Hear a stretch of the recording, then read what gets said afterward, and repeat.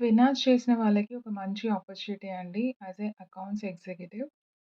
ఇప్పుడు ఇంటర్మీడియేట్‌లో సీఈసీ అలా చేసి ఆహ్, ఫినాన్స్ బ్యాక్‌గ్రౌండ్ ఉన్న వాళ్ళైతే ఈ జాబ్‌కి అప్లై చేసుకోవచ్చండి. ఇది కంప్లీట్‌గా work from home opportunity from maximal data services. ఇది ఒక డేటా సర్వీస్ ప్రొవైడర్ అనమాట. సో, వీళ్ళకి ఉన్న క్లయింట్స్‌కి మీరు ఆహ్, అకౌంట్స్ డైనమిక్ టీమ్‌గా అయితే వర్క్ చేయాల్సి ఉంటుందనమాట. ఆహ్, త్రూఅవుట్ మీ క్లయింట్స్‌కి ఉన్న ఆహ్, వాళ్ళ నీడ్స్ ప్రకారం మీరైతే అకౌంట్స్ ఎగ్జిక్యూటివ్ అయితే వర్క్ చేయాల్సి ఉంటుందండి. సో, దీనికి సాలరీ వచ్చే మట్టుకైతే 30,000 పర్ మంత్ అనేసైతే ఇచ్చారు. ఇదొచ్చి హైబ్రిడ్ హైదరాబాద్ లొకేషన్‌కైతే ఉందండి. ఎవరైతే ఫినాన్స్ బ్యాక్‌గ్రౌండ్‌లో ఉన్నారో తప్పకుండా అయితే అప్లై చేసుకోండి. మీకు ఇంట్రెస్ట్ ఉందయితే.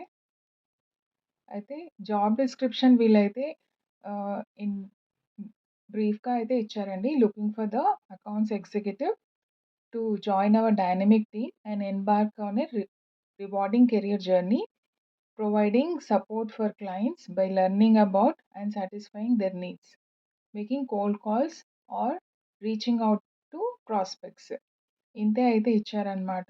సో, మెయిన్‌లీ అయితే మీకు ఫైనాన్స్‌కి సంబంధించిన టాలీ గానీ, ఎక్సెల్ షీట్స్‌లో గానీ, అకౌంట్ డేటా ఎంట్రీ అకౌంటింగ్ అయితే ఉంటుందనమాట. As a accounts executive. And ఇదొచ్చి పర్మనెంట్‌గా వర్క్ ఫ్రమ్ హోమ్ ఆపర్చునిటీ అండి. సో, ఎవరైతే ఇంట్రెస్టెడ్ ఉన్నారో వాళ్ళైతే అప్లై చేసుకోండి. గ్రాడ్యు ఇక్కడైతే ఎడ్యుకేషన్‌కొచ్చేవరకైతే గ్రాడ్యుయేషన్ నాట్ రిక్వైర్డ్ అని ఇచ్చారండి.